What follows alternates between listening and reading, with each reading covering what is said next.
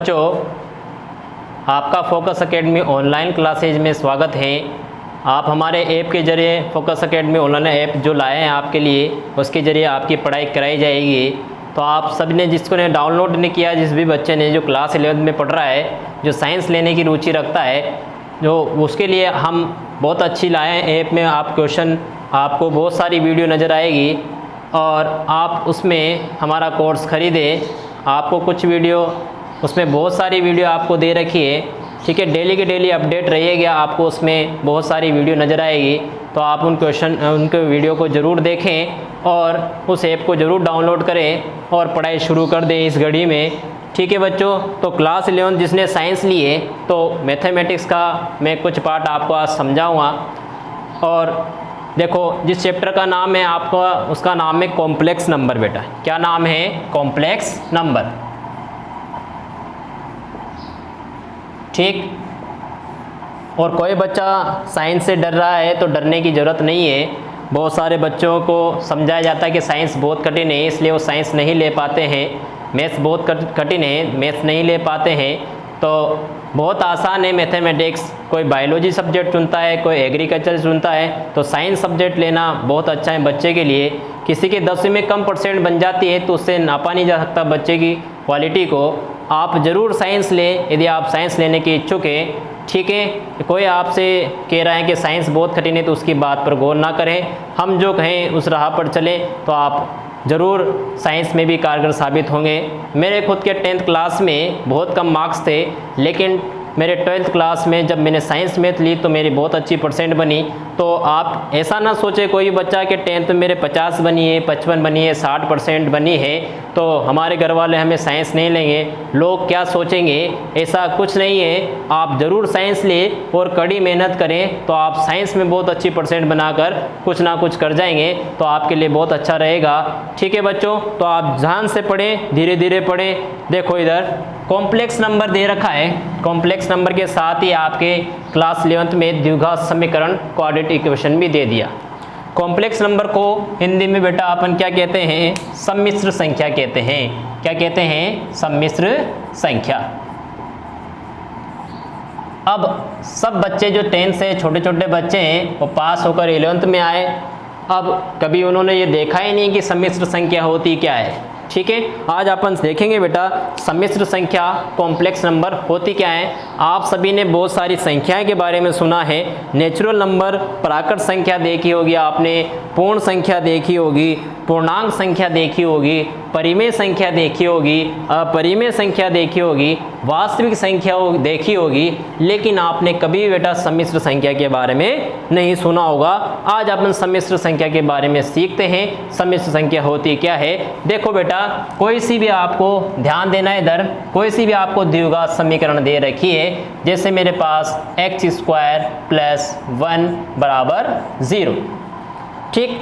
इस इक्वेशन को अपन को सॉल्यूशन जब आप करते हो तो आपका +1 जब उधर जाता है तो किसका होता है? -1 हो जाता है, ठीक। फिर आप ये स्क्वायर हट के इसका प्लस माइनस करके क्या हो जाता है? यहाँ पर -1 हो जाता था। और यहाँ अनरूट में क्या आ गया बेटा? -1 है, जो अमान्य चीज़ है। कभी अनरूट में आपने माइनस की चीज़ नहीं देखी होगी, ठीक है। हम पहले बताते थे कि अनरूट के अंदर माइनस की चीज़ नहीं आ सकती, लेकिन इस समीकरण को जैसे सॉल्यूशन किया वैज्ञानिकों ने तो उन्होंने अनरूट के अंदर क्या पाया गया बेटा? माइनस पाया गया। और इस माइनस का ही सॉल्यूशन करने के लिए कॉम्प्लेक्स नंबर के बारे में सुझाव दिया। और √-1 तो इसका अलग से एक नाम दे दिया बेटा वैज्ञानिकों ने। इस √-1 को सॉल्यूशन करने के लिए इसका एक बेहतरीन नाम दे दिया और उसका नाम है बेटा आयोटा। क्या नाम है? आयोटा। √-1 का मान क्या दे दिया उसने बेटा? आयोटा दे दिया। और कोई सी भी इक्वेशन को सोल्व करने के लिए यदि यहाँ पर √-1 है तो मैं इसकी जगह क्या लिख सकता हूँ? आयोटा लिख सकता हूँ। फिर उस क्वेश्चन का, उस समीकरण का मैं क्या कर सकता हूँ? हल कर सकता हूँ। तो जो आपके सामने ये चीज़ दिख रही है बेटा √, में यह आपका क्या है? आयोटा है। इसकी जगह 2 भी हो सकता है, जैसे x² + 2 = 0 है तो इधर गया तो -2 हो गया, √, किया तो √-2 हो गया, प्लस माइनस। तो इसको √, में से हटाना है माइनस को, तो अपन क्या करेंगे, रूट -1 यहाँ से देखो, रूट -2 और रूट -1, तो रूट -1 क्या यहाँ से माइनस हटके इसकी जगह क्या आ जाएगा बेटा, रूट 2 आयोटा √ ठीक है। तो अपन क्या कर सकते हैं, आपने रूट -1 की वैल्यू को क्या बताया, आयोटा बताया। तो अब से आपको ध्यान रखना है आयोटा की वैल्यू, इसका नाम क्या है बेटा, आयोटा। यह आपके कॉम्प्लेक्स नंबर में यूज आएगा, इसलिए सबसे पहले मैंने आयोटा पर ध्यान दिया। ठीक है, आयोटा क्या है आपके पास, रूट -1 होता है। देखो आगे बात करते हैं अब सम्मिश्र संख्या होती क्या है। ठीक है, ऐसी संख्या बेटा जिसमें रियल भाग भी हो और काल्पनिक भाग भी हो।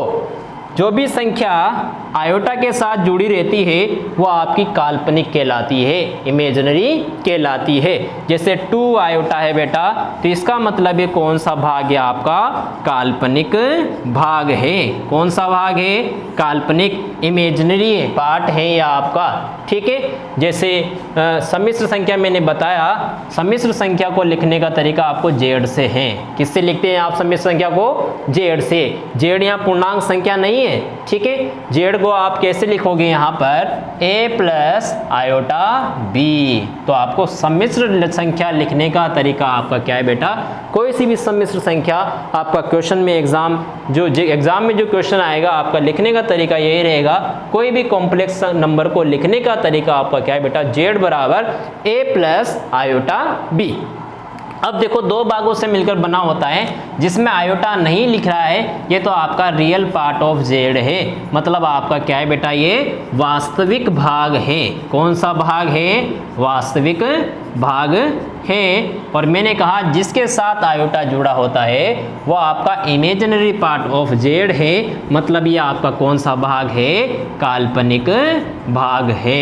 तो जो भी चीज़ आपके आयोटा के साथ जुड़ी रहेगी बेटा वो आपकी काल्पनिक चीज़ हो गई, और जो अलग रहेगी ये क्या है, आपकी वास्तविक भाग रहेगा। और दोनों चीज़ों से जो संख्या मिलकर बनी रहती है, वास्तविक भाग और काल्पनिक भाग से मिलकर जो आपकी संख्या बनती है, उसी को आप क्या कहते हैं बेटा, सम्मिश्र संख्या कहते हैं। और इंग्लिश में इसको अपन कॉम्प्लेक्स नंबर कहते हैं। तो आप सभी को ये बात समझ में आई होगी बेटा, कॉम्प्लेक्स नंबर कैसे कहते हैं, ऐसी संख्या जिसमें दो तरह के भाग होते हैं, एक भाग तो वास्तविक और एक दूसरा काल्पनिक। दो भागों से मिलकर आपकी कौन सी संख्या बनती है, सम्मिश्र संख्या बनती है। और आपने एक और चीज के बारे में पढ़ा, आयोटा के बारे में पढ़ा। आयोटा क्या होता है आपका, रूट -1 होता है। ठीक है बेटा, अब अपन आयोटा की कुछ गुणधर्म के बारे में पढ़ते हैं। ठीक है, चलो बच्चों अपन अब आयोटा की घातों के बारे में पढ़ते हैं। पावर ऑफ आयोटा, आपने ये देख लिया आयोटा क्या चीज़ होती है, कॉम्प्लेक्स नंबर क्या होता है। अब आयोटा की पावर के बारे में सीखते हैं। ये आपका बेसिक है, आप इनके जो क्वेश्चन करोगे तो आपके यहाँ से आपको ये चीज़ें आनी चाहिए। ठीक है, आपने देखा सबसे पहले बेटा आयोटा का जो मान है वह आपका क्या होता है, रूट -1 होता है। क्या होता है, रूट -1। आप सभी ने, ठीक है, रूट -1 होता है। तो देखो, अब देखो बेटा आयोटा स्क्वायर, आयोटा स्क्वायर क्या होता है, इसको रूट -1 को देखो स्क्वायर कर देंगे, इसका रूट -1 का क्या कर देंगे अपन, स्क्वायर कर देंगे। तो स्क्वायर करके क्या हो जाएगा, ये वर्गमूल से ये हट जाएगा, तो क्या बच गया आपके पास -1। तो आपका आयोटा स्क्वायर का मान आपका क्या आ गया बेटा, -1 आ गया। ठीक है, आयोटा का मान रूट -1 और आयोटा स्क्वायर आपके पास क्या आया, -1 आ गया। तीसरा पॉइंट आपका, जैसे मान लो आयोटा क्यूब की वैल्यू आपको फाइंड करनी है, तो क्या होगा, आयोटा स्क्वायर इंटू, इसको क्या लिख सकते हैं अपन, आयोटा। तो आयोटा का स्क्वायर -1, ठीक है, और कितना आया आपके पास, रूट -1। आयोटा का मान कितना है, रूट -1, तो इंटू आयोटा। तो आयोटा को -1 से गुणा करेंगे तो माइनस का आयोटा आपके पास आएगा। तो आपका आयोटा क्यूब का मान क्या होगा बेटा, माइनस का आयोटा। आयोटा तो रूट -1, आयोटा स्क्वायर क्या होता है, -1, आयोटा क्यूब क्या होता है, माइनस आयोटा। ये सब आपको याद रखना है। फिर देखते हैं आयोटा की घात 4। देखो आयोटा की घात 4 को मैं क्या लिखता हूँ, आयोटा का स्क्वायर इंटू आयोटा का स्क्वायर। आयोटा का स्क्वायर आपका -1, ये भी -1, तो आपका ये क्या हो गया +1। तो ये बहुत ज़्यादा इम्पोर्टेंट है, आपको ये चीज़ ज़रूर याद रखनी है। आयोटा की घात 4 का मान क्या होता है, 1 होता है। क्या होता है, 1। अब कितनी बड़ी आपकी आयोटा की घात पूछ ले आपसे, आयोटा की घात 232 पूछ ले, आयोटा की घात 2000 पूछ ले, आयोटा की घात 5000 पूछ ले, तो डायरेक्ट आप 4 का भाग लगाकर उसकी घात एक कम कर सकते हो। और जितनी भी 4 की घात में जो भी आयोटा का मान आएगा वो कितना होगा बेटा, आपका 1 होगा। तो आयोटा की घात 4 का मान क्या होता है, 1। फिर देखो आप पांचवा,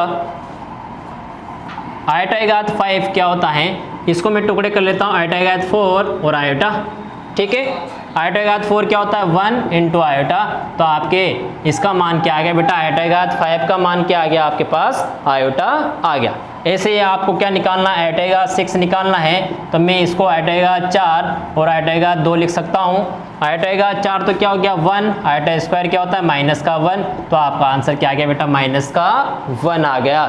ऐसे आप बहुत सारी वैल्यू निकाल सकते हो बेटा। आयोटा क्या होता है, √-1, आयोटा स्क्वायर क्या होता है -1, आयोटा क्यूब क्या हो गया -k आयोटा, और आयोटा की घात 4 आपको याद रखना है 1 होता है। इसके आधार पर आप बहुत सारे क्वेश्चन कर सकते हो। जैसे बहुत बड़ी घात में लेता हूँ, जैसे मैंने ले ली बेटा आयोटा की घात कितनी ले ली मैंने, 137 ले ली। ठीक है, जैसे ये एग्जाम्पल करते हैं, मेरे को आयोटा की घात 137 का मान निकालना है। ठीक है भैया, तो बहुत बड़ी घात आ गई, तो आप क्या दिमाग लगाओगे, इसमें 4 का भाग दे दो। 137 में किसका भाग दे दो, 4 का भाग दे दो। इतनी बार देना है ताकि आपका क्या आ जाए बेटा, 137 आ जाए या फिर उसके लगभग आए। तो 4 का भाग इसमें दिया मैंने 137 में, 4 तिया 12 और 6 चौके 24, 7 चौको तो 28 हो जाता, 3। तो देखो बेटा 3 बच रहे हैं, तो आप क्या करोगे, 4 का भाग आपने कितने बार लगाया, ठीक है 4 का, जैसे इसके टुकड़े करते हैं, आयोटा की घात 137 के आपने टुकड़े किए, तो मैं क्या करता हूँ, इसको अलग अलग कर लेता हूँ। आयोटा की घात 136 अलग कर लेता हूँ और आयोटा अलग कर लेता हूँ। ठीक है, अब आयोटा की घात 136 में आसानी से 4 का भाग चल जाएगा, कितनी बार, 24 बार। 4 की घात 24 लिख सकता हूँ मैं इसको।